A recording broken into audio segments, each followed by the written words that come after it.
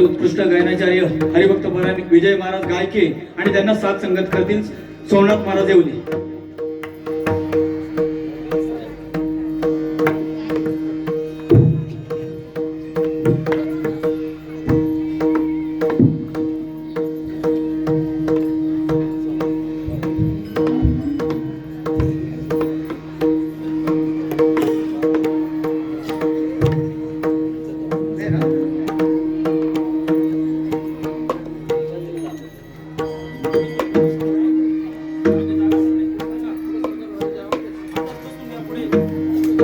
मागे बसलेल्या सर्व भाविकांना विनंती, आता पुढे सरकून घ्या, म्हणजे मागच्या येणाऱ्यांना बसायला जागा. कृपया पुढे जागा आहे, सरका पुढे.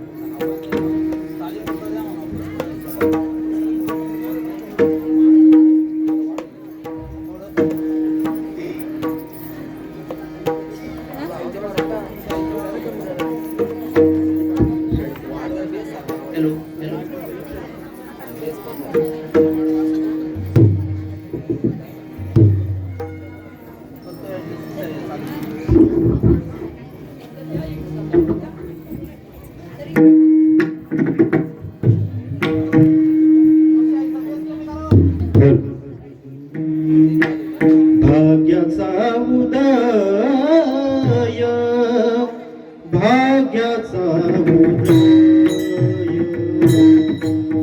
भाग्याचा उदय,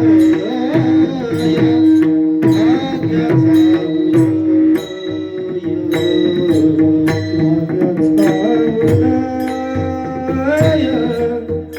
भाग्याचा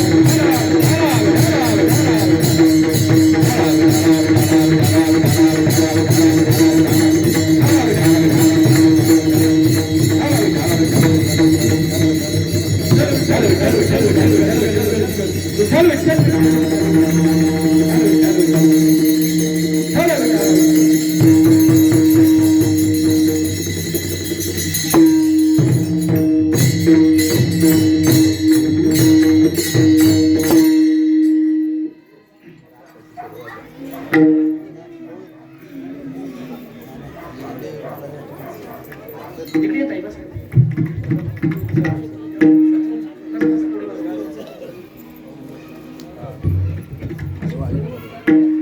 काय करूया, थोडी मागची मंडळी तुम्ही पुढे येऊन बसा. मागून येणाऱ्या मंडळींना जागा होईल. तुम्ही 10-12 जण या थांबाच्या पलीकडे डायरेक्ट कुठून पुढे या, कुठून या पुढे डायरेक्ट. मग पुढे जाण्यासाठी लोक काय काय करतात, पुढे घेतोय.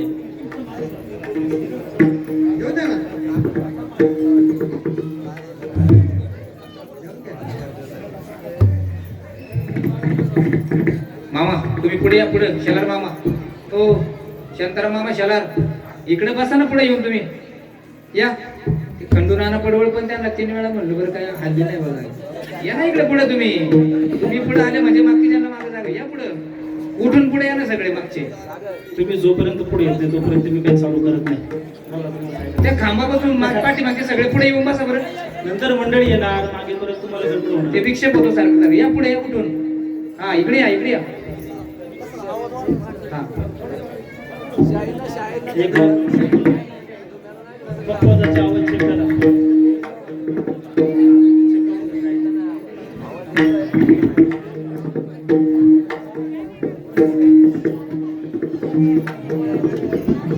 पक्वाजवाल्यांना काय पाहिजे ते द्या बरं. हा, चालेल. काय पाहिजे तुम्हाला? बस पाहिजे. ठरा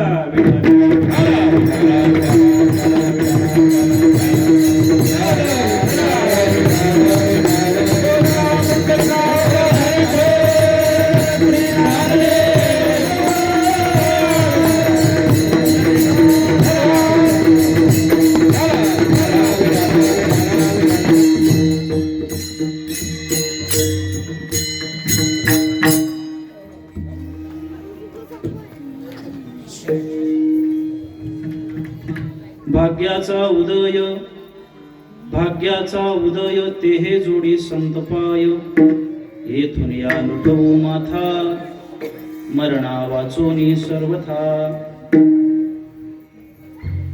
होई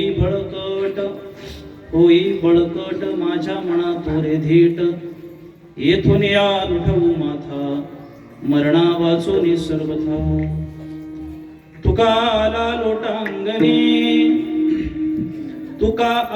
लोटांगणी भक्ती भाग्या झाली धनी येथून या लुटवू माथा मरणा वाचोनी सर्वथा पांडुरंग करू प्रथम मन पांडुरंग करू प्रथम मन पांडुरंग करू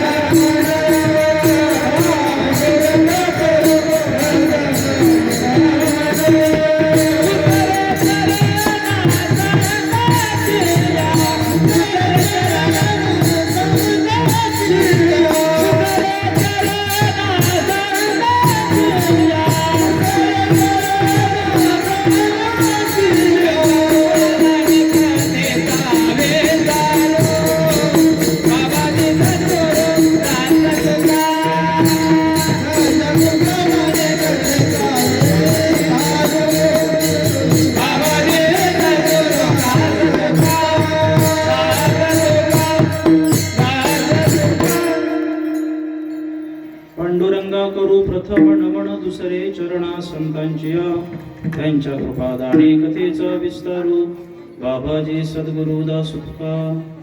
ओम नमो ज्ञानेश्वरा करुणाकरा दयाळा तुमचा अनुग्रह लाधलो पावन झालो चराचरी मी कला कुसरी काहीच नेने बोलतो वचने अति भाविका एका जनार्दनी तुमचा दास त्याची आस पुरवावी तुमचा अनुग्रह लाधलो पावन झालो चराचरी नमो सद्गुरु तुकया ज्ञान दीपा नमो सद्गुरु सच्चिदानंद रूपा नमो सद्गुरु भक्त कल्याण मूर्ती नमो सद्गुरु भास्करा पूर्ण कीर्ती सेवे लागी सेवक झालो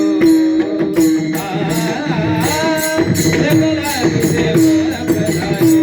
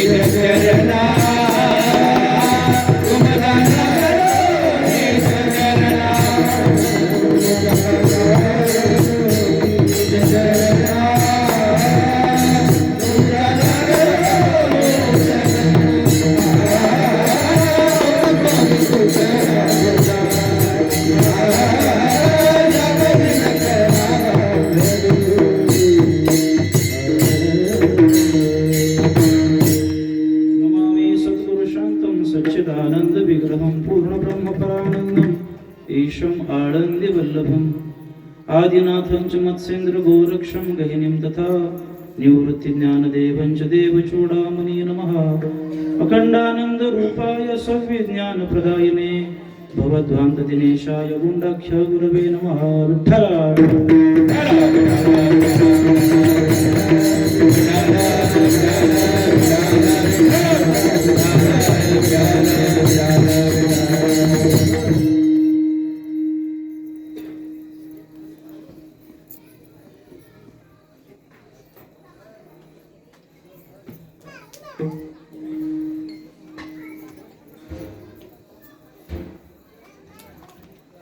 भगवान स्वरूप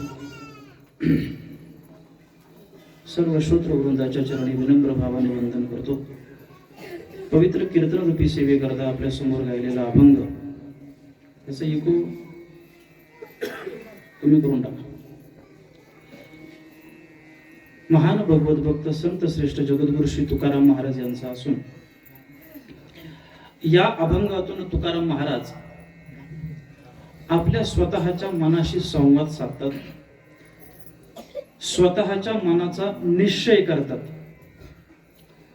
त्या निश्चयाचं स्वरूप आपल्या जीवनात काय उपलब्धी करतं याचं विवेचन आपल्याला एक तासभर करायचं आहे. विठ्ठल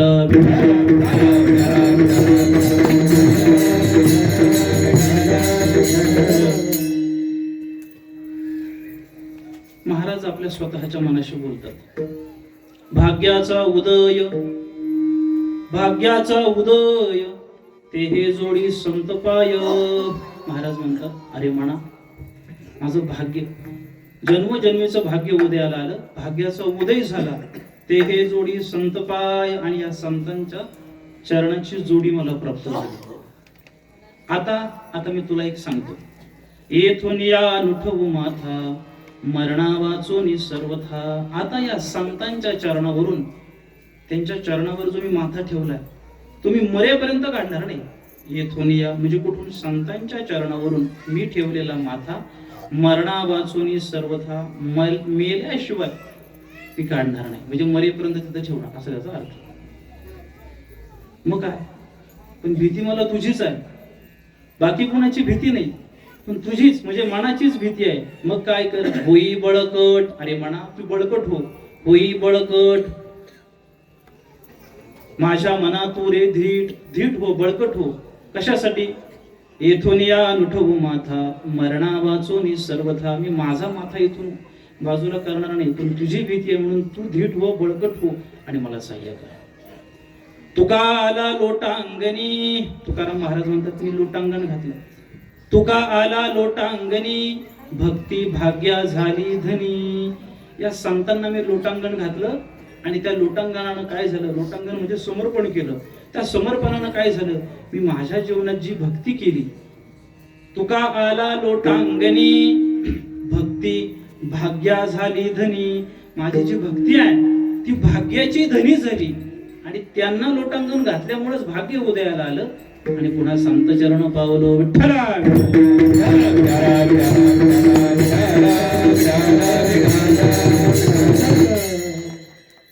अभंगाचा सरळ सरळ भावार्थ आपण पाहिला, याचं स्पष्टीकरण आपल्याला उर्वरित वेळेत करायचं आहे. तुम्ही अत्यंत शांतपणे ऐकणं एवढीच माझी विनंती आहे. शाळेत असताना 15 ऑगस्ट, 26 जानेवारी किंवा राष्ट्रीय सण असले की भाषणाच्या स्पर्धा असायच्या, आजही होतात. त्या भाषणाच्या स्पर्धा असल्या की लहानपणी घोकमपट्टी करून करून आम्ही सुरुवातीचे 4-5 वाक्य पाठ करायचो. त्याच्यानंतर जेव्हा खरं भाषण चालू व्हायचं तेव्हा आ ई ऊ सगळं चालू व्हायचं. अध्यक्ष महाशय, गुरुजन वर्ग आणि येथे जमलेल्या माझ्या बालमित्रांनो, आज काही 15 ऑगस्ट असेल, 26 जानेवारी असेल, या निमित्ताने मी तुम्हाला 2-4 शब्द सांगणार आहे. ते तुम्ही बोला ना. मग ते भाषण आठवा, तेच भाषणाची प्रस्तावना करून मी पुढे चाललोय. शांतपणे तुम्ही जितके बसाल, जितकं लक्षपूर्वक तुम्ही ऐकाल, तितकं मला काही तुमच्याशी संवाद साधता येईल. मी या कीर्तनाची सुरुवात करतोय.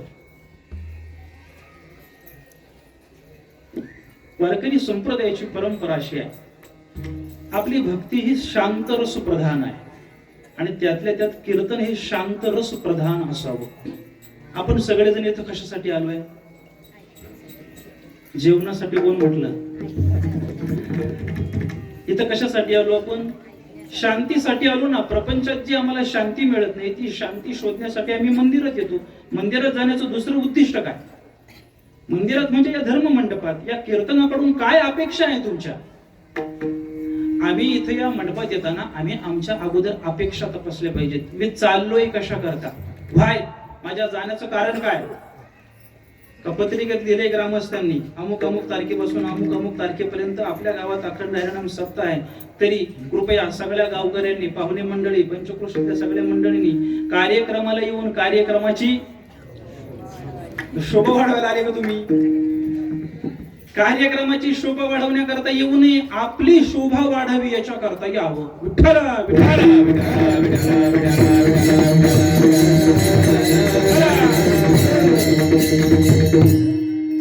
आपण हळूहळू अभंगाकडे जाणार आहे. शांत रस प्रधान कीर्तन असलं पाहिजे. माझे सद्गुरू त्यांनी वारकरी संप्रदायाचे उत्तम असे संस्कार आमच्यावर केले. आदरणीय संतोषी महाराज घनवट, त्याच रीतीनं या तत्वज्ञानाचं जे सूक्ष्मपणे आमच्यावर संस्कार केले असे सद्गुरू आदरणीय महंत श्री प्रमोद अण्णा जगताप, त्यांच्या कीर्तनात नेहमी सांगतात म्हणजे कीर्तन अगदी शांतपणे ऐकलं पाहिजे, अगदी शांतपणे. कारण आपण शांतीच्या शोधासाठी येतो, ती शांती आपल्याला शांततेतूनच प्राप्त होते. नाहीतर इकडे महाराज कीर्तन करतात, आमचे सचिन भाऊ, प्रतीक भाऊ मृदंग वाजवतात आणि मृदंग वाजवता वाजवता त्याचं कणिक पडतं बाजूला. मग पुढे बसलेली मंडळी इथं नाही, श्रोते मंडळी ते पीठ गोळा करतात आणि त्या पिठाचा उंदीर बनवतात. महाराजाचं बोलणं चाललंय, इकडे पीठाचा उंदीर बनवलाय. उंदीर बनवता बनवता काय त्याला लहर येते, त्या उंदराचा तो बैल बनवतो, त्या बैलाचा ससा बनवतो, काय काय बनवतो. काही समजतंय का मी काय म्हणतो? अशा रीतीने जर आम्ही कीर्तन ऐकायला येऊ, पदराला काही पडणार नाही. या धर्ममंडपातलं कीर्तन हे मनोरंजनाचं नाही, मनोमंथनाचं साधन आहे. कीर्तन चांग कीर्तन चांग कीर्तन चांग कीर्तन चांग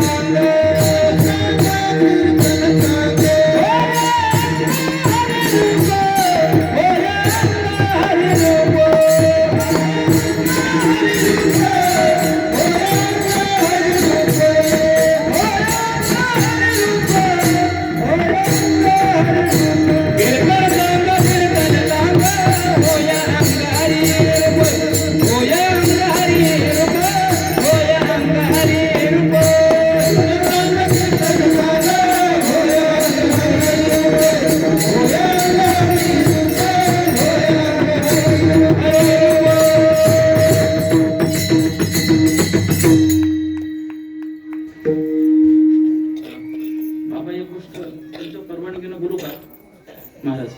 तुम्ही सगळे आदरणीय मंडळी इथं उपस्थित आहात, थोडा दबाव आहे माझ्यावरती, पण एक चांगली गोष्ट मला बोलावीशी वाटते. माझ्या हृदयातले स्पंदन काय आहे, हे देवघर आहे नाही का?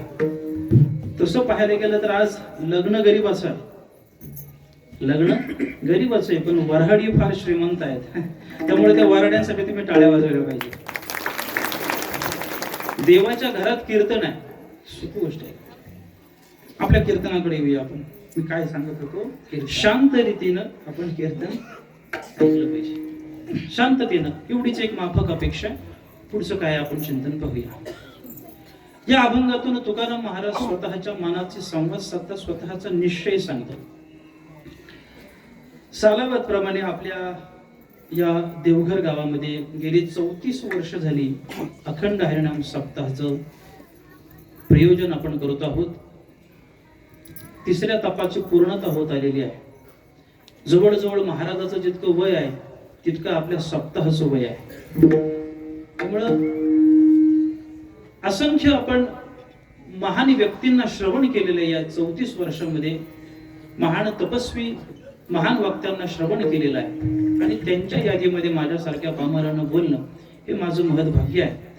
अखंड हरिनाम सप्ताह आणि त्यातली ही आजच्या दिवसाची कीर्तनरूपी सेवा सगळ्या ग्रामस्थांच्या वतीनं माझ्याकडे आली, हे माझं परम भाग्य. मी अभंगाकडे येतोय तरीही मला एका प्रश्नानं या चिंतनाकडे जाण्याची स्फूर्ती निर्माण होते. काय आवश्यकता आहे अखंड हरिनाम सप्ताहाची? एका प्रश्नापासून आपण सुरुवात करूया. अर्थात 34 वर्ष आपण करतो आहोत, त्यामुळे याच्यावर मी नाविन्यानं बोलण्यात काही अर्थ नाहीये. माझ्यासारखं टिकोजीराव येऊन याच्यावर बोलण्यात ना माझं वय आहे, ना माझी तपश्चर्या आहे, ना माझा अधिकार आहे. पण सांप्रत वर्तमान काळामध्ये आता या गोष्टींवरती बोलणं हे वक्त्याचं अधिकर्तव्य राहत आहे.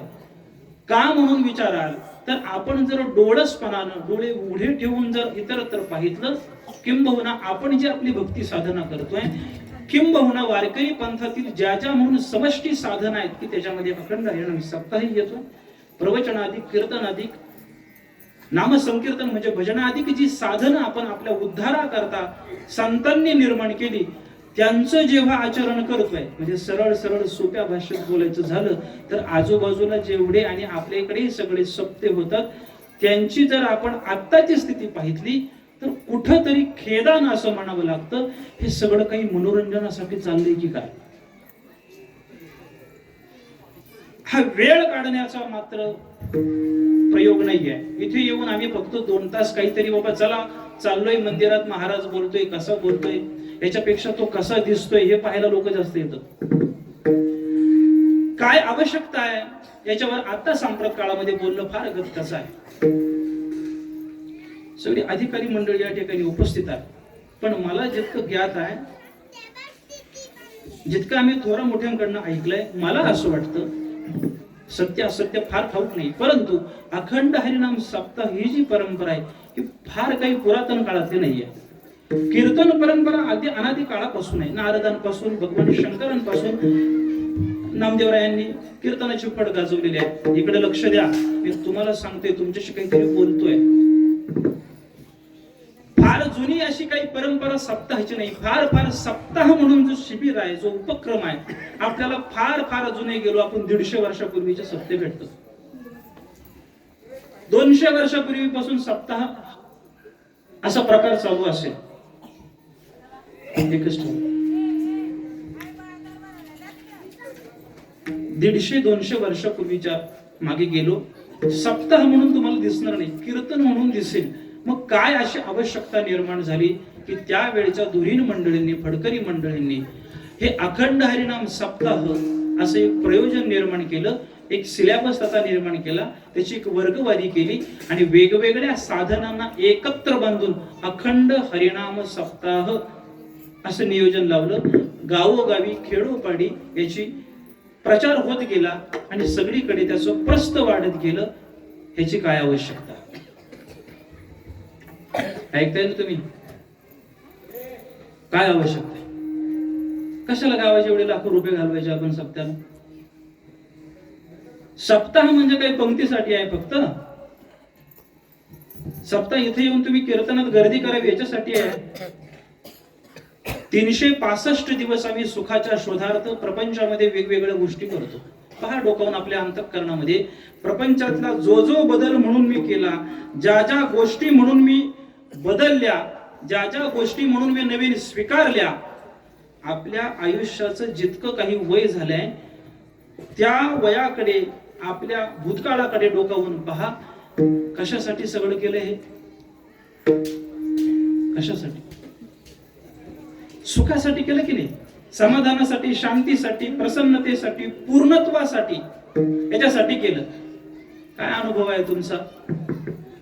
आता कोणी उठून सांगेल छातीवर हात ठेवून, हो महाराज मला प्रपंचातून सुख मिळालं, सांगाल काय डाकोळगावला?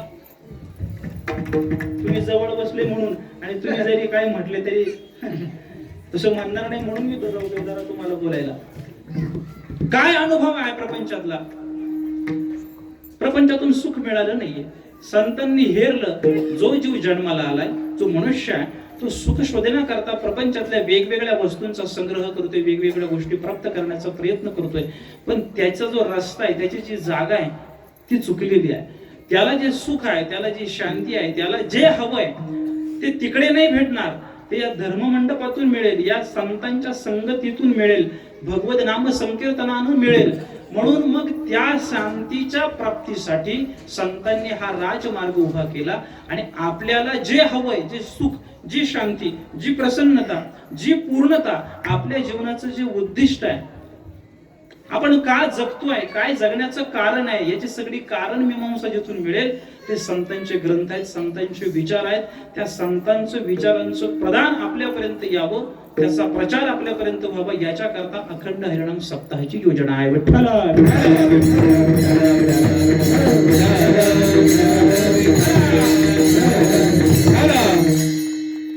आता अखंड हरिनाम सप्ताह याला थोडं जरा व्यवस्थित कर ना, पहिल्यासारखं.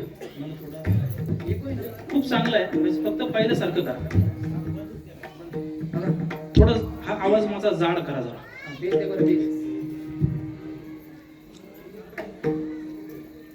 काय सांगतो तुम्ही?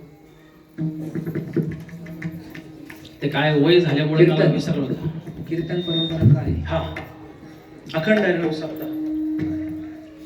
आता अखंड हरिनाम सप्ताह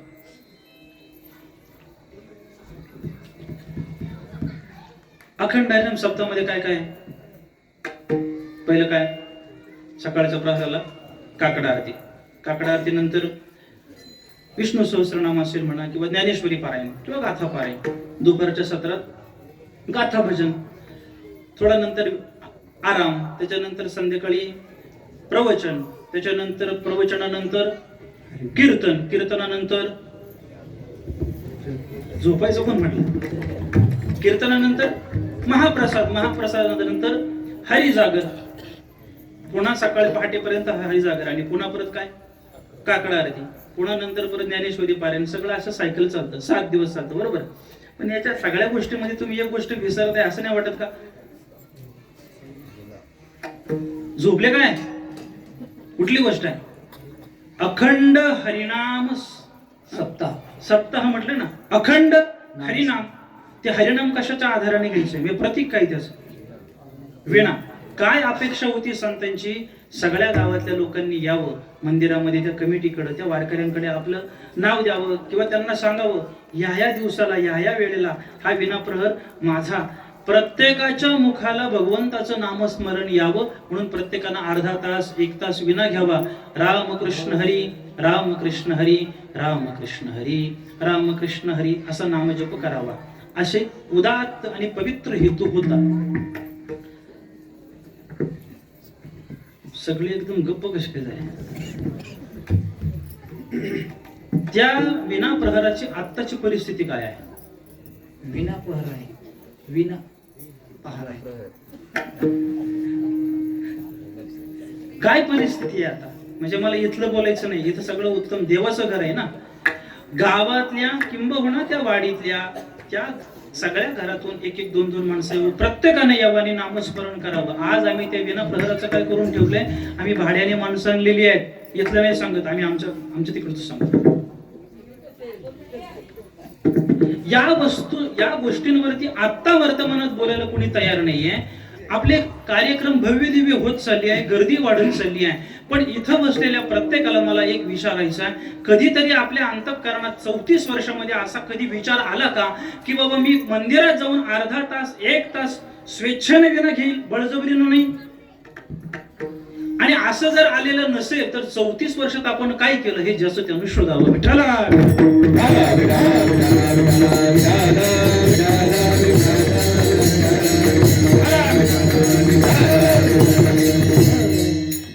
बऱ्याच नजरा माझ्याकडे वाकड्या रीतीने बघतात आहे. आणलं कोणी याला? एवढा शाणा झाला का बोलायला? मी विनंतीपूर्वक बोलतो, मी तुमचे लेकरू आहे. आपण एका कुटुंबातले आहोत. इथं काही कुठली प्रतिष्ठा, कुठला लौकिक, कुठला मोठेपणा नाहीये. ह्या वडीलधाऱ्या मंडळींकडनं आम्ही शिकलोय लहानपणापासून. इथं हा जो धर्म मंडप सजलेला आहे तो आत्मउद्धाराचा आहे. आपला आत्मउद्धार व्हावा, आपण भ्रमातून मोहातून जागृत व्हावं. शाश्वत कल्याणाकडे जाण्याकरता संतांच्या विचारांचाच आधार आहे. आणि संतांनी टाहो फोडून सांगितलं, कलियुगी उद्धार हरीच्या नावे. कलियुगामध्ये तुम्हाला उद्धार जर व्हायचा असेल, नाम संकीर्तन साधन करे सोपे, जरती पापे जन्मांतरीची, जरती पापे जन्मांतरीची, जरती पापे जन्मांतरीची. संकीर्तन साधन करे सोपे,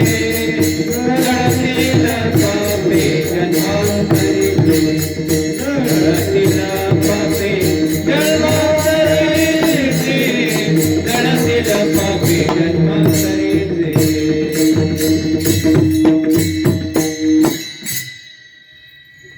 कलियुगामधलं सोपं साधन आहे नामसंकीर्तन. नामसंकीर्तनाचा पाठ आपल्याकडनं व्हावा.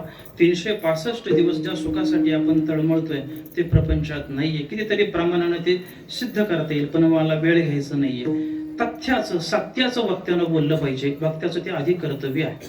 आपण या मुद्द्यावरती बोलतो आहोत की काय आवश्यकता आहे अखंड हरिनाम सप्ताहाची. नामसंकीर्तन प्रत्येकाच्या मुखाला यावं म्हणून विना प्रहर.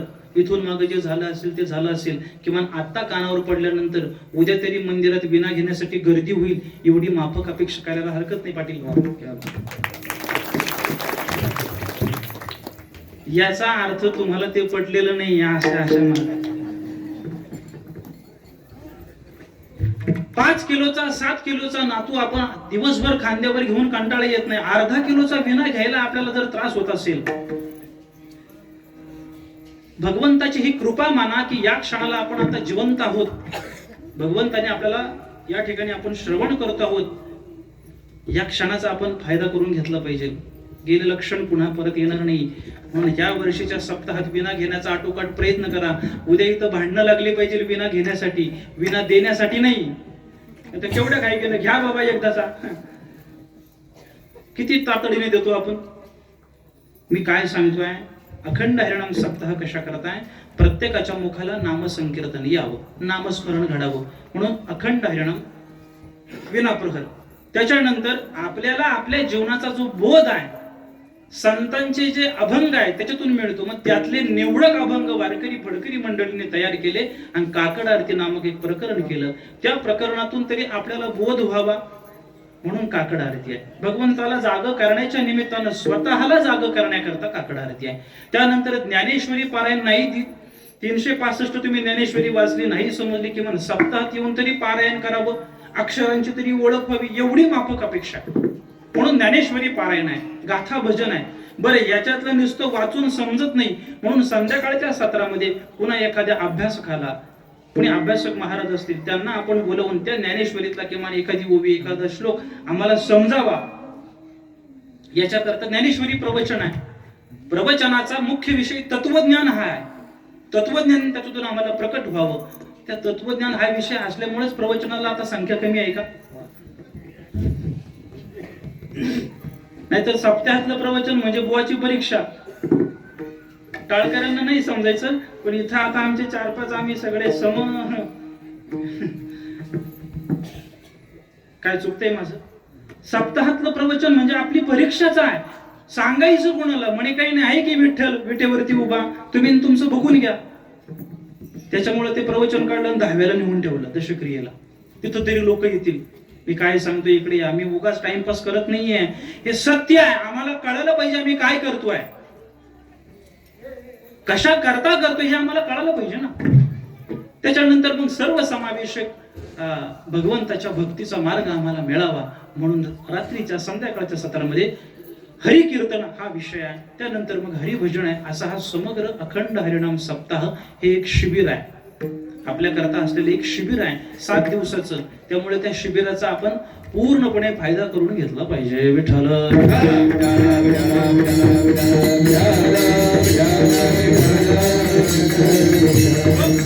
अशा असलेल्या अखंड हरिनाम सप्ताहामधलं आजचं हे 2ऱ्या दिवसाचं कीर्तन आहे. थाप मारावी मध्ये मध्ये.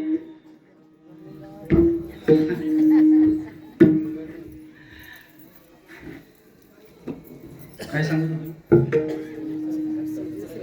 2ऱ्या दिवसाची मला जागेवर ठेवा, मी ते विसरतो. मला खरं नाही, मी खूप ते भिजवलेले बदाम पण खातोय, पण काय गडबड होती काही कळतच नाही, विसरायलाच लागलोय मी.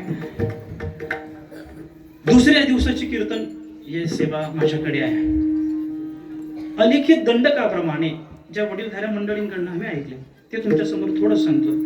काही अलिखित संप्रदायाचे नियम आहेत. 7 दिवसाचा जर सप्ताह असेल तर बाबा पहिल्या दिवशी काय बोललं पाहिजे, 2ऱ्या दिवशी काय बोललं पाहिजे, 3ऱ्या दिवशी काय बोललं पाहिजे, 4थ्या दिवशी काय बोललं पाहिजे, 5व्या 6व्या 7व्या आदल्या दिवशी काय बोललं पाहिजे, काल्याच्या दिवशी काय बोललं पाहिजे. त्याचं काही अलिखित असं काही लिहिलेलं पुढे दंडक नाही, पण अलिखित परंपरेने आलेला आहे. मग त्याच्यामध्ये पहिल्या दिवशी नामपर बोलावं अशी पूर्वसुरीची परंपरा आहे. 2ऱ्या दिवशी संतपर बोलावं अशी परंपरा आहे. 3ऱ्या दिवशी भक्तीपर बोलावं, 4थ्या दिवशी वैराग्यापर बोलावं. त्याच्या पुढे जरा स्वतंत्र विषय आहेत. 2-3 दिवस स्वतंत्रतेनं काही कूट अभंगावरती बोलतील अधिकार संपन्न व्यक्ती असतील तसे. आदल्या दिवशी काल्याच्या आदल्या दिवशी जागराच्या कीर्तनाला मागणीपर करावं, कीर्तन मागणीपर विषय मांडावा. आणि काल्याच्या दिवशी सर्व समावेशक भगवंताचं लीला चरित्र गावं असा अलिखित दंडक आहे. आणि त्या दंडकाला बगल न देता त्या दंडकाप्रमाणे काही चिंतन करावं म्हणून हा संतपर प्रकरणातील. आणि त्यातल्या त्यात संतपर जरी असला तरी संतांच्या प्राप्तीनं, संतांच्या भेटीनं आता झालेली भेट पुन्हा आता दूर होऊ नये असा निश्चय आपल्या अंतःकरणात आपण निर्माण करावा. याच्या संबंधानं काही बोलावं म्हणून हा आजचा अभंग निवडला. विठ्ठल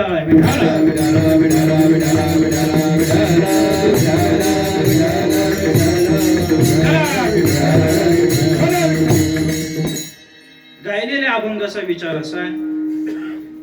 भाग्याचा उदय तेहे जोडी संत पाय, येथून अनुठवू माथा मरणा वासोनी सर्वथा. होई बळकट माझ्या मना तू रे धीट, तुका आला लोटांगणी भक्ती भाग्या झाली धनी, येथून या लुटवू माथा मरणा वाचुनी सर्वथा. या अभंगाची विचारधारा, या अभंगाचा सिद्धांत आपल्याला तपासायचा आहे. त्या अभंगात प्रवेश करताना अभंगाची प्रस्तावना मी म्हणून आपल्या समोर ठेवेल. शास्त्रानं 3 गोष्टी अत्यंत दुर्लभ सांगितल्या. ऐकताय ना तुम्ही? तुम्ही कीर्तन ऐकायला बसलेले आहात, हे तुम्हाला जाणीव करून देण्याकरता 15 मिनिटं घालवलीत मी. त्याच्यामुळं आता ती 15 मिनिटं चुकू देऊ नका. मी बोललेलं तेवढं वाया घालू नका. 3 गोष्टी अत्यंत दुर्लभ शास्त्रानं सांगितल्या. कुठल्या? दुर्लभम त्रयमैवैत द्वेवानुग्रह हैतुकम मनुष्यत्वम मोक्षत्वम महापुरुष संशयः. 3 गोष्टी अत्यंत दुर्लभ आहे. हे बोलत असताना स्वतःच कम्पेअर करत चला, स्वतःच तुलना करत चला त्या विचारांशी, तर ते काही हृदयात उतरेल. तसं कीर्तन हे परीक्षणाचं केंद्र आहे. कीर्तन हे रेडीमेड कपड्याचं दुकान आहे. माहिती आहे का तुम्हाला? कपड्याची 2 प्रकारची दुकानं असतात. 2 प्रकारची. एक असतो, कुठे गेले आपले कपडेवाले, तागा वगैरे त्यात भेटतो कपडा. आणि दुसरं एक असतं कुठलं? रेडीमेड. तुम्ही ताग्याच्या म्हणजे कपड्याच्या दुकानात गेले की तिथं तुम्हाला तुम्ही जे माप सांगाल त्याच्यानुसार तुम्हाला तो तेवढं माप कापून देईल कपडा. 1 तागा, काही मीटर, अमुक धमुक असं देईल. पण जेव्हा तुम्ही रेडीमेड कपड्याच्या दुकानात जाता तेव्हा काय असतात, तिथे खूप प्रकारचे कपडे असतात. त्यातलं तुमच्या मापाचं जे आहे ते तुम्ही घेता. बरोबर की नाही? तुमच्या मापाला जे बसतं ते तुम्ही घेतलं जातं. तसं कीर्तन हे रेडीमेड कपड्याचं दुकान आहे. इथून वक्तव्य केल्यानंतर, महाराजांनी बोलल्यानंतर तो विचार कुणाला कसा कुठं बसेल हे ज्याचं त्यानं शोधायचं, आपलं आपलं उचलायचं. विठ्ठला विठ्ठला विठ्ठला.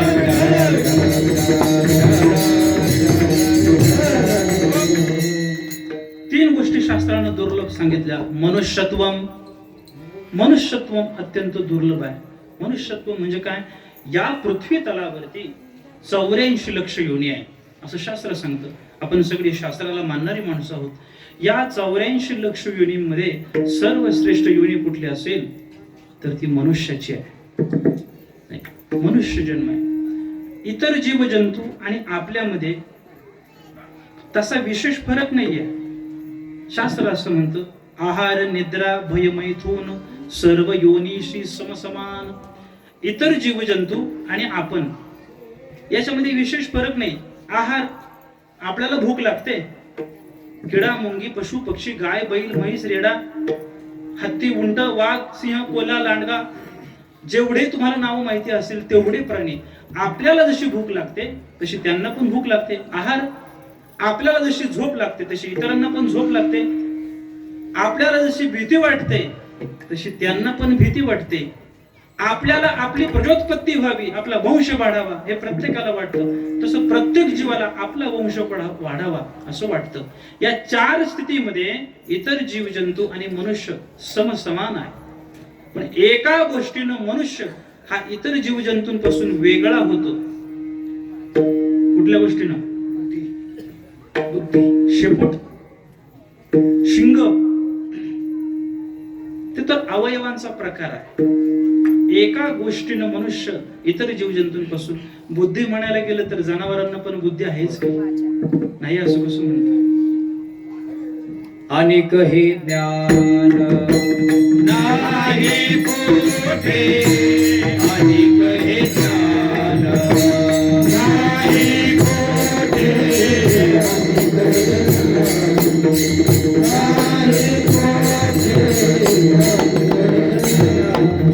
याची देही घरे देवाचे भजन, अनेक हे ज्ञान नाही कोठे, अनेक हे ज्ञान नाही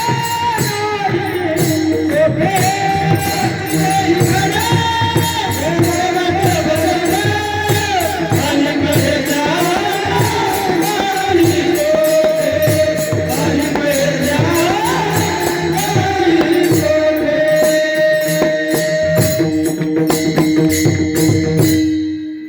इकडे लक्ष द्या. इतर जीवजंतू आणि आपल्यामध्ये मुख्य फरक हा विचार करण्याची शक्ती. मनुष्य जो विचार करू शकतो तो विचार प्राणी करू शकत नाही. आणि हे ज्ञान नाही कुठे. हे जे ज्ञान आहे ते इतर जीवजंतूंमध्ये नाहीये. तसं जर ते ज्ञान असतं, हे ज्ञान जर असतं, तर गोठ्यातली बैल कीर्तनाला आली असती. गोठ्यातली म्हणतोय मी, हसताय काय तुम्ही? गोठ्यातल्या गायी, गोठ्यातल्या विठ्ठला विठ्ठला मी शेळे मेंढे म्हणतोय, तुम्ही वेगळं काहीतरी बंद करून माझ्यावर शिक्का माराल काहीतरी. मला काय सांगायचंय, बाहेर फिरणारी श्वान श्वापद आली असती कीर्तनाला, पण त्यांना ते ज्ञान नाही. मनुष्य इतर जीवजंतूंपासून वेगळा ठरतो विचारांपासून. आपला मुद्दा चाललाय मनुष्यत्व अत्यंत दुर्लभ आहे. मनुष्य जन्म मिळणं फार दुर्लभ आहे. किती दुर्लभ आहे शास्त्रानं सांगितलं. पाप पुण्य समान समी, तै पाविजे कर्मभूमी, तेची पडे जे विषमी, तै स्वर्गगामी का नरकी. नरदेह दुर्लभ जाना, नरदेह दुर्लभ जाना, शतवर्षाची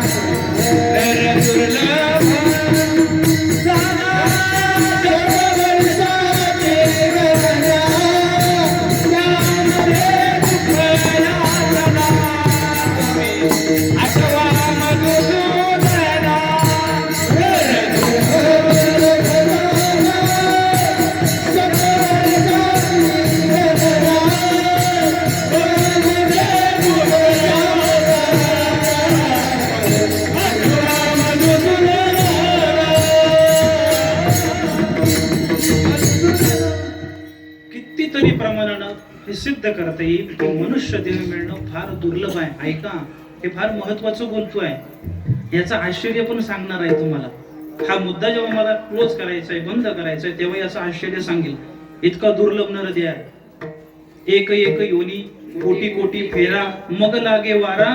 तुम्हाला मला जो नरदेह प्राप्त झालाय तो कसा मिळतो माहिती आहे? एका योनीमध्ये कोटी वेळा जन्मायचं, एका योनीमध्ये कोटी वेळा मरायचं. असं 1 कोटी गुणिले 84 लक्ष किती होतात बरं? एवढ्या कालावधीनंतर, एवढ्या जन्मांनंतर हा मनुष्य जन्म आपल्याला मिळतो. जेव्हा 3 गोष्टी दुर्लभ सांगितल्या, मनुष्यत्व फार दुर्लभ आहे. संतांची कितीतरी प्रमाण आहे. एक दृष्टांत देतात संत. म्हणजे काय झालं, एक मनुष्य सकाळी पहाटे उठायचा रोज. त्याचा नित्यक्रम होता. सूर्योदयापूर्वीच तो उठायचा. पूर्वीचा काळ होता. स्नान करण्याकरता असं बाथरूम वगैरे काही नव्हतं. तो नदीवर स्नानाला जायचा.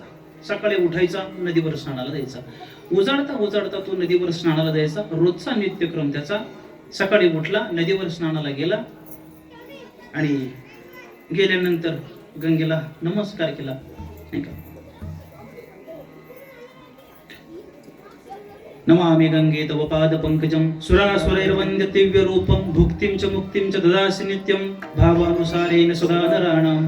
असं गंगेचं त्याने नमन केलं. उंजळीमध्ये पाणी घेतलं आणि असं अर्घ्य नदीलाच अर्पण केलं. स्नान केल्यानंतर सूर्याला अर्घ्य, तिचं घेऊन त्याला अर्पण केलं. गंगा सिंधू सरस्वती च यमुना गोदावरी कावेरी सिंधू चर्मणवती वेदिका क्षिप्रा वेत्रवती महासुरनदी ख्याता जया गंडकी पूर्णा पूर्ण जलय समुद्र सहिता कुर्वन्तु मे मंगलम. असं त्यानं स्तुती केली आणि पाणी असंच टाकलं आणि सवयी प्रमाणे त्यानं हात वरती केले आणि भजन करायला लागला. राम कृष्ण हरी जय जय राम कृष्ण हरी जय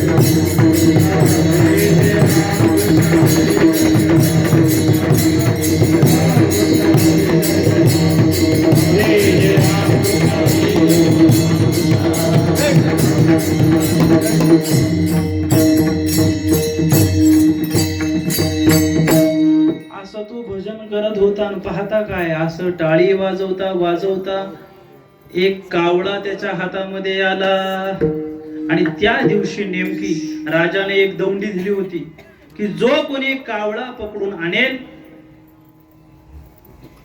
त्याला 10 तोळं सोनं बक्षीस मिळेल.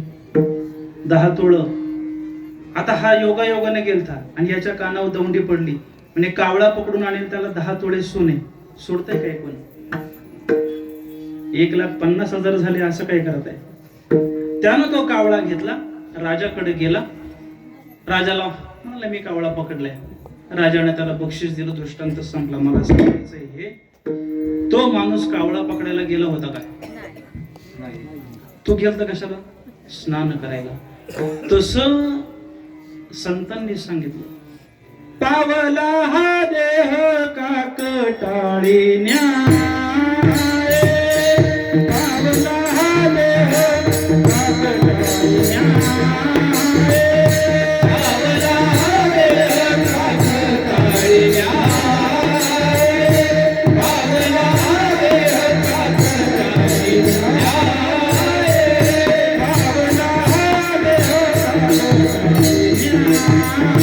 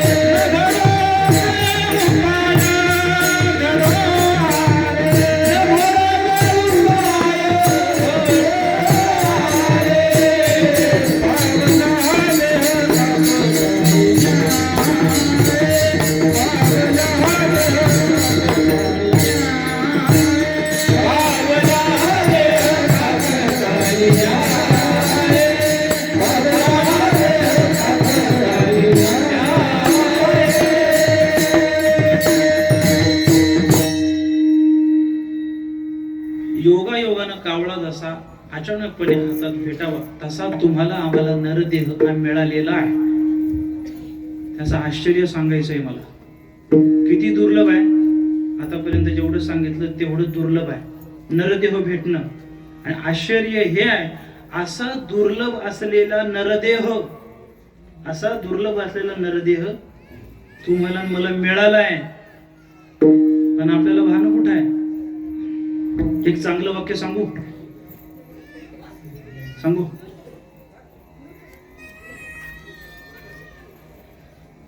सांगू सांगू म्हणता? तुम्ही म्हणताय म्हणून सांगतो. फार सुंदर वाक्य आहे हे. वाक्य झाल्यानंतर हा चॅप्टर क्लोज होईल. पुढचा चॅप्टर घ्यायचा आपल्याला. सांगू?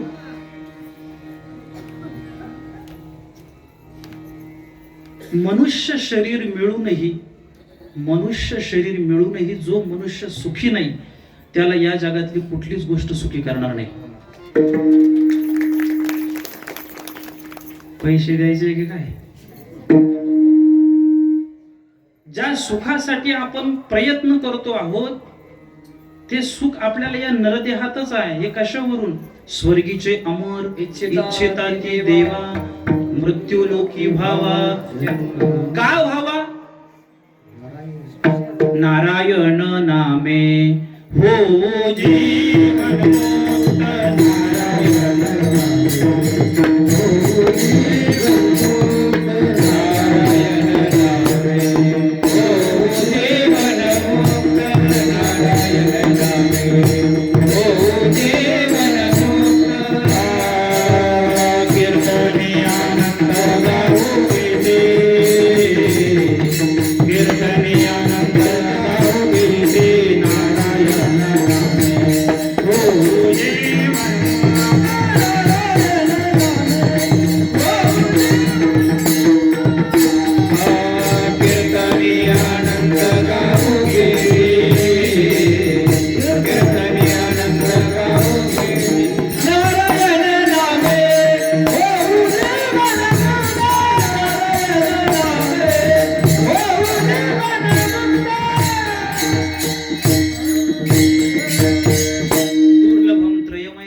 देवेवानुग्रह हेतुकम मनुष्यत्वम.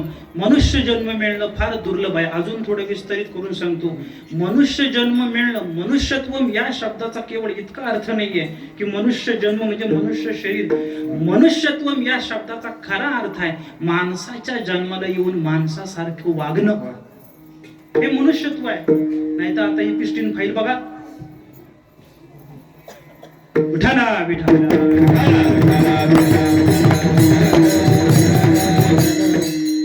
माणसाच्या जन्माला येऊन नाही देव होता आला हरकत नाही, पण माणूस तरी मनुष्य जन्माला आलोय आपण. माणसासारखं जगणं आपलं कर्तव्य आहे.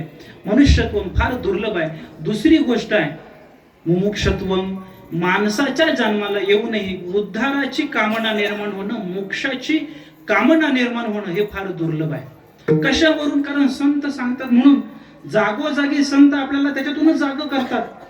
उठा जागे व्हारे आता, स्मरण करा पंढरीनाथा, भावे चरणी ठेवा माथा, चुकवा व्यथा जन्माच्या. कितीतरी सगळ्या अनेक.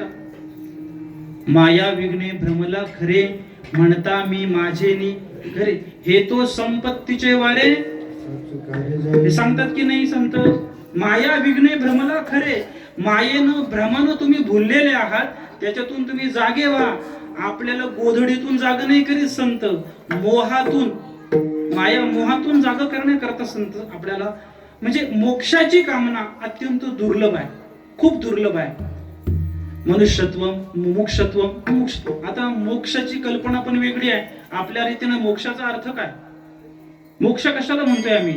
आपल्या सगळ्यांच्या मनामध्ये एक कल्पना आहे, मोक्ष म्हणजे मेल्यानंतर आम्हाला मोक्ष मिळेल. संतांनी साप खोडून काढलं. मोक्ष मेल्या पाठी आम्हासी होईल, ऐसे जे बोलतील अति. मोक्ष मेल्यानंतर नाही, मुखी नाम अति मोक्ष. म्हणजे काय? वर्तमानात मोक्ष आहे. मला सांगायचंय काय, मोक्षाची कामना होणं अत्यंत दुर्लभ आहे, परंतु तो मोक्ष म्हणजे नेमकं काय हे पण कळायला पाहिजे. थोडं विस्तारित करून आपल्या मुद्द्यावर येऊया. मृत्यू आणि मोक्ष याच्यामध्ये सूक्ष्म अंतर आहे. ऐकताय ना तुम्ही? इकडे लक्ष आहे का? इकडे लक्ष द्या. मृत्यू आणि मोक्ष याच्यामध्ये अत्यंत सुताचं अंतर आहे. सूत एका धाग्याचं. श्वास संपणे, इच्छा बाकी. इकडे लक्ष द्या.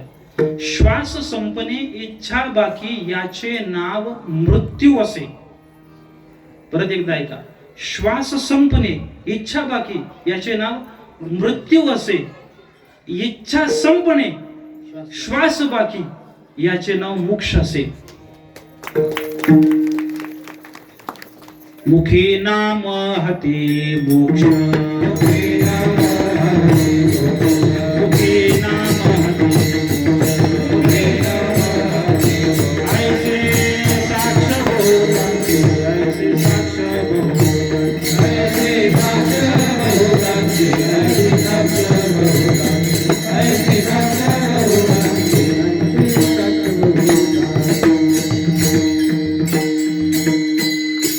नाम घेतलं की हातात मोक्ष आहे. म्हणजे काय? नामाच्या बळानं अवघी याचे केले काळे तोंड. तुका म्हणे तुझ्या नामाची बळे, अवघी याचे केले काळे तोंड. अवघी यांचे म्हणजे कोणाचे? या इच्छा, वासना, आकांक्षा, मोह, अहंकार सगळ्यांचे. मनुष्यत्व, मुमुक्षत्व.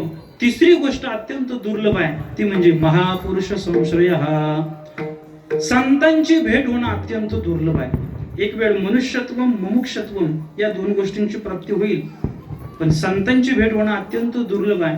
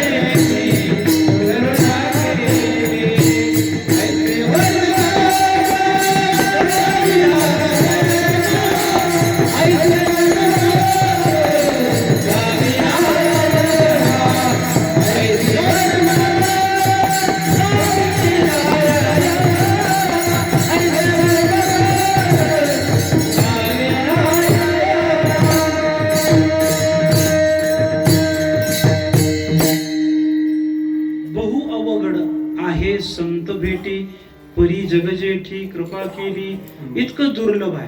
3 गोष्टी आपण पाहितल्या. मनुष्यत्वम, मुमुक्षत्वम, महापुरुष संश्रयः. मनुष्य जन्म मिळणं अत्यंत दुर्लभ. मनुष्य जन्म मिळूनही मोक्षाची कामना होणं हे अत्यंत दुर्लभ. मोक्षाची कामना जरी निर्माण झाली तरी तो मोक्ष नाम इच्छांची निरीच्छा होणं हा मार्ग सांगणारे संत भेटणं अत्यंत दुर्लभ. असे दुर्लभ असलेले संत तुकाराम महाराजांना प्राप्त होतात. ते कशाच्या जोरानं? भाग्याच्या जोरानं. भाग्याचा उदय, भाग्याचा उदय, चाल झाले ना आता. बोला. भाग्याचा भाग्याचा उदय, भाग्याचा उदय,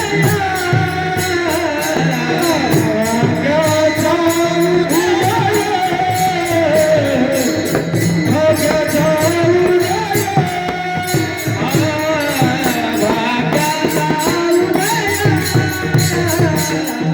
भाग्याचा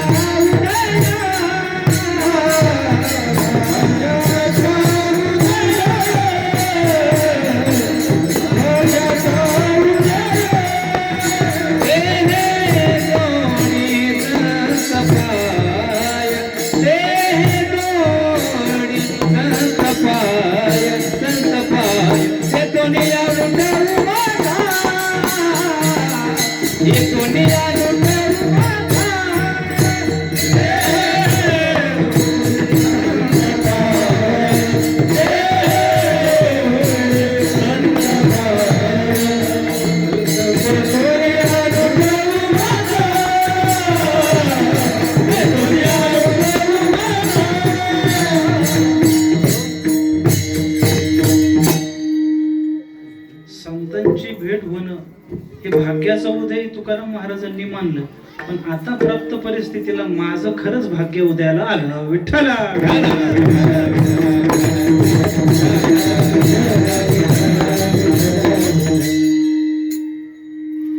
भाग्याचा उदय, दुर्लभ असलेली संत भेटी तुकाराम महाराजांना प्राप्त झाली. ते हे जोडी संत पाय, पण कशाच्या जोराने मिळाली असा जर प्रश्न निर्माण केला तर तुकाराम महाराज म्हणतात ना, बहु अवघड आहे संत भेटी, परी जग जेठी कृपा केली. ती भगवंताची कृपा म्हणजे काय? भाग्य उदयाला येणं. आपलं भाग्य उदयाला आलं तेव्हा संतांची प्राप्ती झाली. हे संतांचं म्हणणं आहे. बारीक ऐका जरा. भाग्य उदयाला आलं आणि मला संतांची प्राप्ती झाली. म्हणजे संतांच्या प्राप्तीमध्ये भाग्याचा उदय मानतात संत. आपलं कसं काय? मुलगा झाला का? भाग्याचा उदय. घर झालं का? भाग्याचा उदय. पोरीचं लग्न ठरलं का? भाग्याचा उदय. नोकरी लागली का? भाग्य फळाला आलं. संसारातल्या गोष्टी मिळाल्यानंतर सामान्य जीव म्हणतो भाग्य उदयाला आलं. संतांनी तशी नाही केली का म्हणा. एक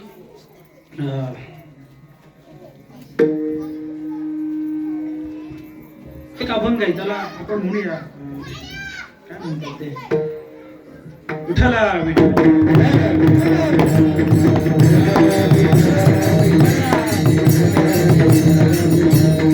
क्षेपक म्हटलं जातं अभंगाला. प्रमाणाला तर अधिकारी माणसं आहेत. परंतु भगवंताची कृपा होणं, आपण संसारातल्या गोष्टी मिळाल्यानंतर भगवंताची कृपा मानतो किंवा भाग्य उद्याला असं मानलं जातं. पण संतांच्या रेखी कृपा म्हणजे काय? जाणावी ती कृपा हरीची जाहली, चिंतने लागली मनबुद्धी, अनुभव होता वासना विराली, वृत्ती मुरडली उपराटी. क्षेपक आहे, परंतु त्यातला भाव महत्वाचा आहे. मला सांगायचा आहे मुद्दा, संतांची भेट झाली याचं कारण काय? भाग्याचा उदय झाला म्हणून संतांची भेट झाली. संतांच्या लेखी आणि आपल्या लेखी भाव वेगवेगळा आहे. संसारातल्या गोष्टी मिळाल्यानंतर आपण भाग्याचा उदय मानतो, संत तसं म्हणायला तयार नाही. बरं, इथं ते हे जोडी संत पाय असं जेव्हा म्हटलं जातं, संतांची भेट होणं इतकं काही दुर्लभ नाही. संतांची भेट होते. इथं संतांची भेटी दुर्लभ जे सांगितलंय ते संत ओळखीने, त्याचा लक्षार्थ आणि वाच्यार्थ वेगळा आहे. संत आपल्यासारखेच देहाचे असतात की चालते बोलते हाडामासाचे, पण आपण त्यांना ओळखत नाही, हे दुर्लभत्व आहे. दृष्टांतानं बोलायचं झालं तर फार सुंदर एक कथा दृष्टांत सांगितला जातो, जुने कीर्तनकार सांगायचे. अकबर आणि बिरबलाची कथा आहे. अकबर आणि बिरबल. आता अकबराचा तो बादशाह, त्याच्या दरबारामध्ये सगळी अशी विद्वान लोक होती. त्या अकबराला वाटलं की या सगळ्या विद्वानांची आपण एकदा परीक्षा घेतली पाहिजे, म्हणून त्याने एक पण ठेवायचं असं ठरवलं. त्यानं काय केलं, त्याच्याकडे एक बहुमोल हिरा असा होता, बहुमोल कोहिनूर हिरा सारखा बहुमोलाचा होता. त्याच्या त्याने त्या गोडाऊन मधून, त्याच्या लॉकर मधून तो काढला. एका हिरे करणाऱ्या सोनाराकडे तो गेला, हिरेच्या वाऱ्याकडे, आणि जाताना एक भला मोठा साखरेचा पण एक खडा नेला. आणि त्या सोनाराकडे गेल्यानंतर त्याला सांगितलं, हा बघ, हा हिरा आहे, याच्यासारखा सेम टू सेम असाच कोरून तासून पाहिजे. मला यात काय, आम्ही हिरे कोरतो, हे खडी साखर कोरायला काय अवघड आहे, जसा आहे तसाच तुम्हाला बनवून देईल. भगवद्गीता आहे की नाही आपल्याकडं? भगवद्गीता घरी आहे की नाही? कशी आहे? कशी? जशी आहे तशीच, फक्त दसऱ्याला आम्ही काढतो आणि हळदी फुलं वाहतो. जशी आहे तशी नका ठेवू, वाचा तिला. सांगायचं आहे काय, जसा आहे तसाच बनवतो. त्यानं बनवलं, 2 तपकं घेतली, एका ताटामध्ये खरा हिरा आणि दुसऱ्या ताटामध्ये साखरेचा हिरा आणला, दरबारामध्ये ठेवला आणि राजानं पुकारलं, इकडे लक्ष द्या, आज सगळ्यांची परीक्षा आहे म्हणे. एक प्रश्न आहे, त्या प्रश्नाचं जर उत्तर दिलं तर तुम्हाला 100 सोन्याची नाणी बक्षीस मिळतील. एका दमात सगळ्यांनी हात वर केले, आम्ही उत्तर देतो. अरे प्रश्न तर काही तर आहे का, काही का असो, चुकून आहे तर हातावरती आपलं रजिस्ट्रेशन तर करू. प्रश्नाचं उत्तर बरोबर दिलं तर 100 नाणी तुम्हाला मिळतील. सगळ्यांनी हात वर केले, पण दुसऱ्या वाक्य राजानं उद्गारलं, पण जर उत्तर चुकलं तर 100 चापकाचे फटके पडतील. एका दमात सगळे हात खाली. एकानं हात वरती केला, फक्त त्याचं नाव तानसेन होतं. तो तानसेन त्या राजाजवळ गेला, म्हणे काय प्रश्न आहे? पण म्हणे विचार कर, प्रश्नाचं उत्तर जर चुकलं तर 100 फटके खायला लागतील. यानं डोक्याला हात लावला, म्हणे कुठं सगळ्यांच्या समोर फजिती करून घ्यायची, मला माघार आहे. शेवटी राहिला बिरबल. बिरबल राजाच्या जवळ गेला आणि राजानं प्रश्न केला, म्हणे काय प्रश्न आहे? विचार कर म्हणे, उत्तर जर चुकलं तर 100 काय? तो म्हणला 100 काय, 200 द्या. राजा खुश झाला, म्हटलं जर शिक्षा डबल होणार असेल तर बक्षीस पण डबल. 100 काय, 200 सुवर्ण नाणी देतो. बिरबल म्हणला प्रश्न काय? म्हणे प्रश्न काही नाही, या तबकामध्ये 2 हिरे ठेवलेत, याच्यामधला खरा कुठला आणि खोटा कुठला ते ओळखायचं. दोन्ही सेम टू सेम, हा पण चमकणारा, तो पण चमकणारा. बिरबल म्हणाला एवढं काय त्यात, एवढं काय अवघड आहे? म्हणे तो बघा, तो डाव्या बाजूचा आहे ना, तो खोटा हिरा आहे, आणि हा उजव्या बाजूचा हा खरा आहे. राजाला आश्चर्य वाटलं, एवढ्या क्षणावर त्याने कसं काय उत्तर दिलं? म्हणे त्यात काही एवढं नवल. त्याला लगेच 200 सुवर्ण नाणी दिली. राजाने विचारलं, अरे पण ओळखलं कसं काही? दोन्ही दिसणारं सारखेच आहे. म्हणे त्यात एवढं काही नवल, एवढं काही अवघड नव्हतं. मी मगापासून पाहतोय, एक माशी सारखी एकाच हिऱ्यावर बसते. आता माशी कुठे बसेल? दोन्ही दिसती सारी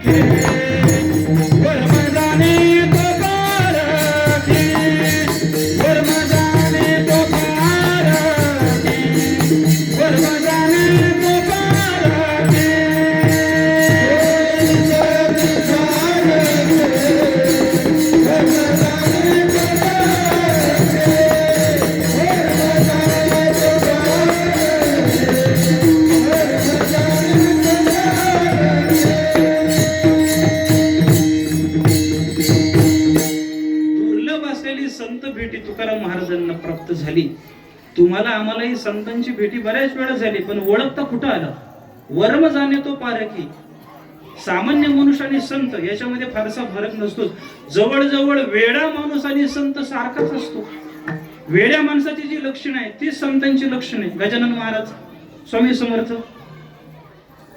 काय वेडेपणाचीच लक्षण आहेत, परंतु संत आहेत. मला सांगायचा आहे मुद्दा हा, दुर्लभ असलेली संत भेटी. तुकाराम महाराज म्हणतात, भाग्य उदयाला आलं, जन्मजन्मी आम्ही बहु पुण्य केले, तेव्हा या विठ्ठले कृपा केली.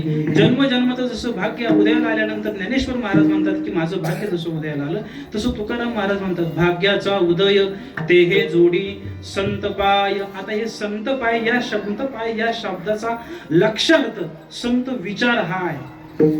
संतांचे पाय म्हणजे असे हाडामासाचे पाय नाही, संतांचा विचार माझ्या जीवनामध्ये प्राप्त झाला, हे भाग्याचं उदय आहे. आपण जातोय वेगवेगळ्या देवतांना, वेगवेगळ्या संतांना भेटायला, हार फुलं घेऊन. त्यांना त्याची अपेक्षा नाहीये, संतांची एकच अपेक्षा आपल्याकडनं आहे, त्यांना आलेले अनुभव आपल्याला यावे आणि त्या अनुभवाकरता आपण आपली साधना करावी. विठ्ठल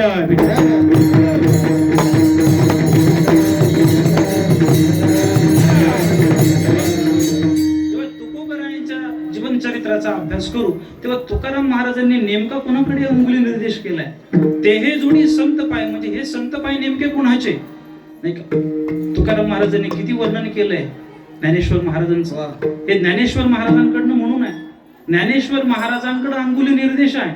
माझ्या भाग्याचा उदय झाला म्हणून मला संतांची चरण प्राप्त झाली नाही का? मज पामरा हे काय थोरपण पायीची वाहन, हे कोणाला म्हटलंय? ज्ञानेश्वर महाराजांनाच. आता तुकाराम महाराज म्हणतात, या संत चरणावरून मी माथा मरे वाचून सोडणार नाही.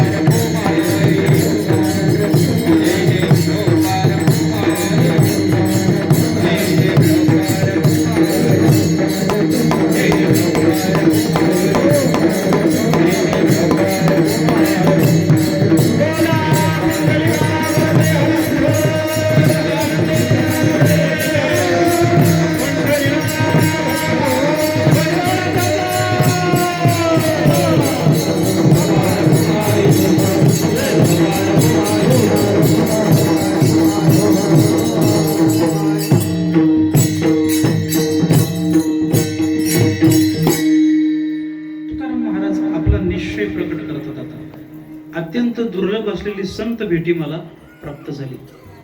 भाग्याचा उदय ते हे जोडी संत पाय, भाग्य उदयाला आलं आणि संतांची भेट झाली. अत्यंत दुर्लभ असलेली, अत्यंत महाग असलेली आणि अत्यंत थोडकी असलेली वस्तू जशी आपण फार जपून वापरतो, तसं संत पण जेव्हा संतांची भेटी होतीये तिला जपून वापरतात. तुकाराम महाराज म्हणतात, आता माझ्या मनाचा निश्चय येथून या उठवू माथा मरणा वाचोनी सर्वता. आता इकडे लक्ष द्या. संत चरण, संतांच्या चरणावरून मी आता मरेपर्यंत माथा उचलणार नाही. म्हणजे ते ज्ञानेश्वर महाराजांच्या समाधी जवळ जाणार आणि एकदा तो डोकं ठेवलं का तिथून काढणारच नाही असा त्याचा अर्थ आहे का?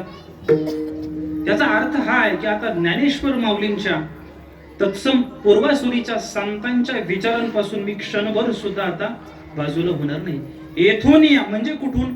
संतांच्या विचारांपासून. येथून या नुठवू माथा. इथून माथा म्हणजे काय? माझी बुद्धी. संतांना शरण जाणं, भगवंताला शरण जाणं म्हणजे फक्त हे डोकं टेकवणं, डोकं लवणं एवढाच त्याचा गर्भित अर्थ नाहीये. एवढाच त्याचा अर्थ नाहीये. त्याचा गर्भित अर्थ आपली बुद्धी समर्पण करणं.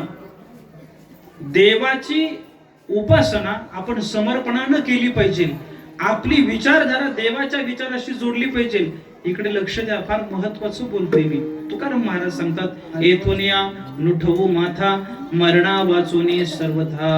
आता मरण जरी आलं तरी चालेल, पण या संत विचारांपासून मी प्रतारणा करणार नाही. केवढा मोठा निश्चय आहे. आम्हाला 15 मिनिटाचा हरिपाठ रोज होत नाही. आमचं लगेच मालिकेकडे लक्ष जाते, मोबाईलकडे लक्ष जाते, रीलकडे लक्ष जाते. रीलच्या नादामध्ये रिअल लाईफ विसरलोय आपण. असं काय करत? जर ती रील रीळवर असती, जर ती रील रीळवर असती, परवडली असती काय? आता 299चा पॅक आहे 5G फ्री म्हणून त्या रील वरती धमाका चाललाय. विठ्ठला विठ्ठला.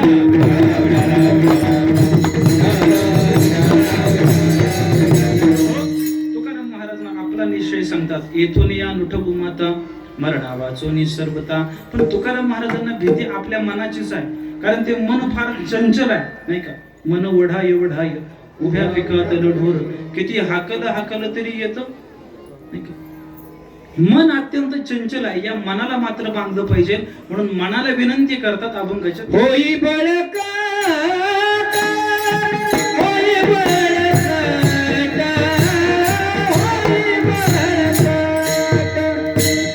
होई बळका होई बळका होई बळका होई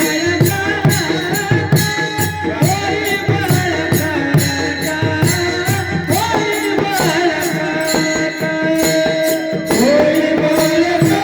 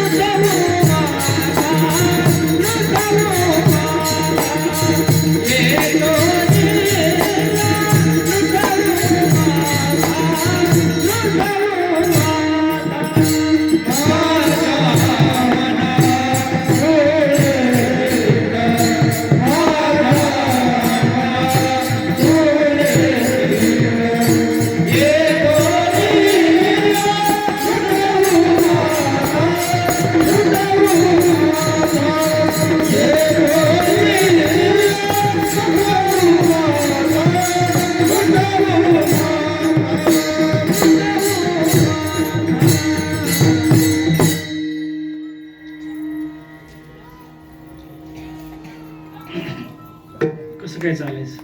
विठ्ठला विठ्ठला विठ्ठला.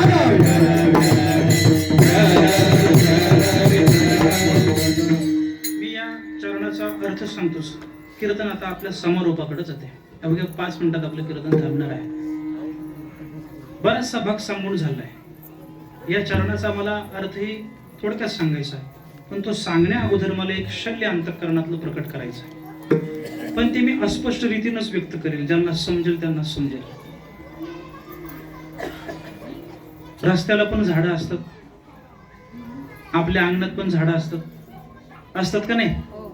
रस्त्याला पण झाडं असतात, आपल्या अंगणात पण झाडं असतात. म्हणून आपण घरातनं उठून रस्त्यातल्या झाडाला पाणी मग घालायला जातो काय? जाता काय? देवघर तुम्ही रोज बादली घेऊन, हांडा घेऊन, कळशी घेऊन हायवेला गेले आणि झाडाला पाणी घातलं, पण अंगणातल्या झाडाला रोज घालता का नाही? एक लोटाभर, तांब्याभर, मगभर, कळशीभर घालता का नाही? बरं, ते झाड फळाचं नसलं तरी पण घालता, काय कारण? ते फळ नाही दिलं तरी पाणी आपण रस्त्याच्या झाडाला घालू नये, आपल्या अंगणात असलेल्या झाडाला घालावं. ते फळ नाही दिलं तरी चालेल, पण सावली देतील. विठ्ठला विठ्ठला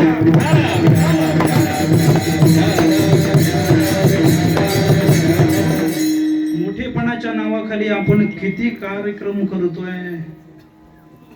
आपल्या मुद्द्याकडे या. तुकाराम महाराज म्हणून सांगतात की होई बळकट माझ्या मना तू रे धीट. मनाला आग्रह करतात. मनाला आपल्या जीवनामध्ये फार महत्व आहे आणि भक्तिपथामध्ये तर अत्यंत महत्वाचं आहे. आपल्याला प्राप्त होणारी गती किंवा अधोगती हे ठरवणारं मन आहे. गती अधोगती मनाची युक्ती, मन लावा एकांती. आपल्याला होणारी गती अथवा अधोगती हे आपलं मन ठरवतं. आपलं मन कशाशी एकरूप आहे याच्यावरून ठरतं आपल्याला सुख होणार आहे का दुःख होणार आहे. संतांनी जागोजागी आम्हाला सांगितलं, मन करा रे प्रसन्न, मन करा रे प्रसन्न, सर्व सिद्धीचे कारण, सर्व सिद्धीचे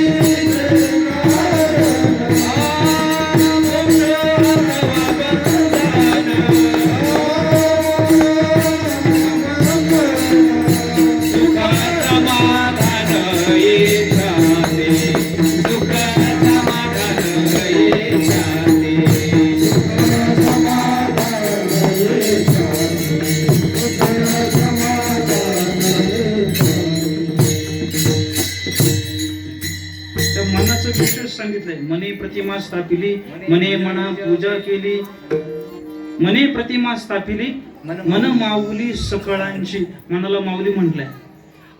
अखंड वेद शास्त्र पुराण संत वाङ्मय संत विचार पूर्वासुरीची महान तत्ववेत्यांची विचारधारा सगळे जण टाहो फोडून सांगतात. मनावर लक्ष केंद्रित करा. कितीतरी प्रमाण सांगते. मनोमार्गे गेला हरिपाठी स्थिरवला. तुकाराम महाराज म्हणतात होई बळकट माझ्या मना तू रे धीट. माझ्या मना, कारण मन एकटं नसतं. कीर्तन संपलं, एवढा विचार आहे का? कीर्तन संपलं. मनाला का आग्रह करतात माहिती आहे? कारण मन एकटं नसतं. मनाच्या मागे 10 सैनिक आहे आणि सतत सत्ता स्थापन करणारं फक्त मन आहे. त्याच्या विरोधात बुद्धी निवडून येते पण पदावर बसत नाही. का? कारण पाठिंबा देणारी 10 इंद्रिय आहे. पंच ज्ञानेंद्रिय, पंच कर्मेंद्रिय. मी सोपं सांगू, आपल्याला जे पाहायचंय ते आपण पाहतो का डोळ्यांना जे पाहायचंय ते आपण पाहतो? आपल्याला जे खायचंय ते आपण खातो का जिभेला जे खायचंय ते खातो? आपल्याला जे ऐकायचंय ते आपण ऐकतो का कानाला जे बरं वाटतं ते ऐकतं? हे सगळं इंद्रियांवरती अवलंबून आहे. तुकाराम महाराज त्याचा पुरावा देतात. माझे मज कळू येती अवगुण काय करू मन अनावर. मन अनावर आहे. त्या इंद्रियांबरोबर मनाची जोड आहे. म्हणून तुकाराम महाराज या अभंगामध्ये आपल्या मनाला सांगतात की म्हणा, आता मी निश्चय केलाय. संतांचे विचार माझ्या जीवनात प्राप्त झालेले आहेत. गेली 34 वर्ष झाली मी अखंड हरिनाम सप्ताहामधून ज्ञानोबा तुकोबाईचे विचार ऐकतोय. आता तरी म्हणा या संतांच्या विचारांपासून मी माझ्या जीवनातून बाजूला जाणार नाही असा निश्चय करतोय. पण हे मन फार वाईट आहे. हे मनच मला फसवू शकतं. म्हणून होई बळकट माझ्या मना तू रे धीट. मनाला आग्रह करतात, निश्चय करतात, पण निश्चयापासून ढळवणारं मन आहे त्या मनाला आपल्याला ताब्यात ठेवायचं आहे. शेवटच्या चरणामध्ये तुकाराम महाराज म्हणतात ही जी संत भेटी आहे ही सहज प्राप्त झाली नाही. मी लोटांगण घातली.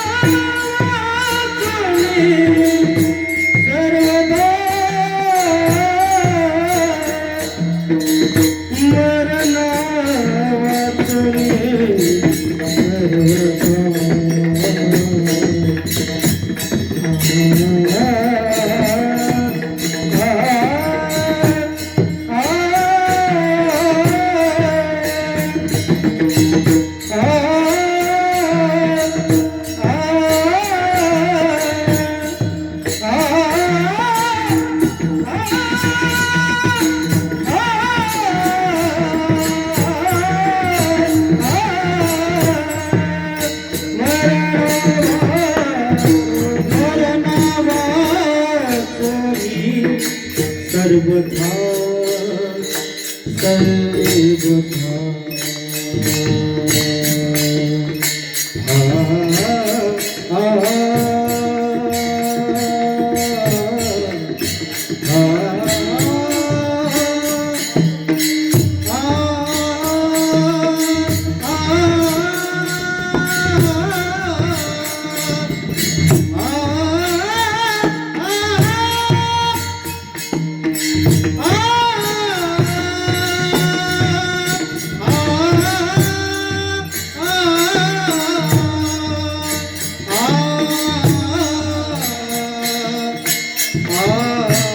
सर्वथा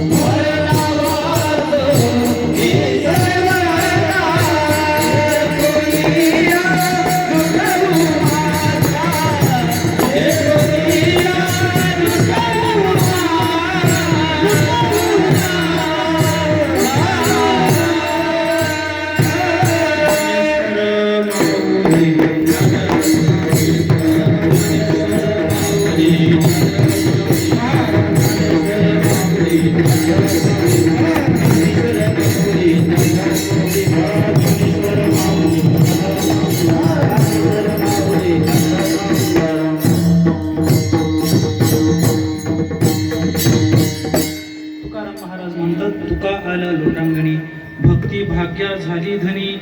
ही दुर्लभ असलेली संत भेटी मला मिळाली, संतांचे विचार मला मिळाले. त्या संतांच्या चरणावरती मी लोटांगण घातलं, म्हणजे पूर्ण समर्पण केलं.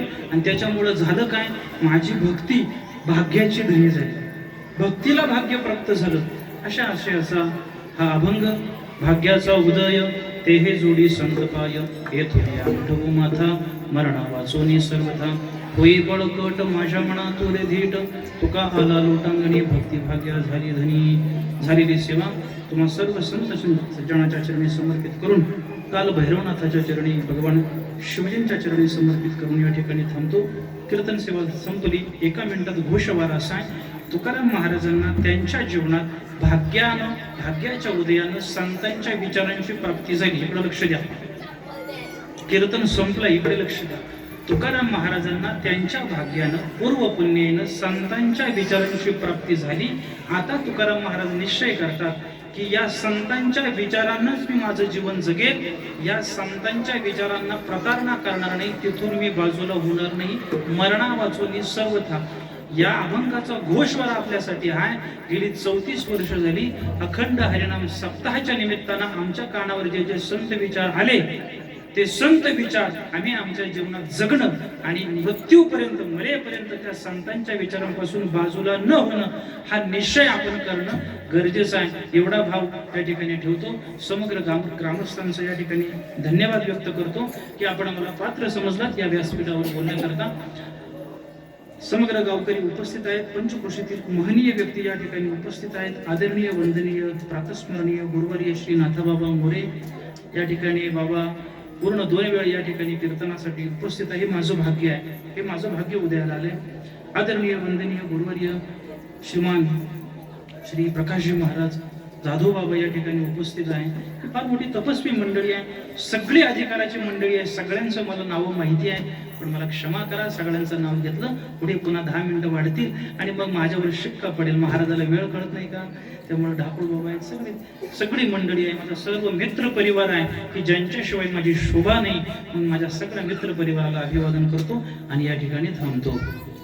जय विठ्ठल जय जय विठ्ठल जय जय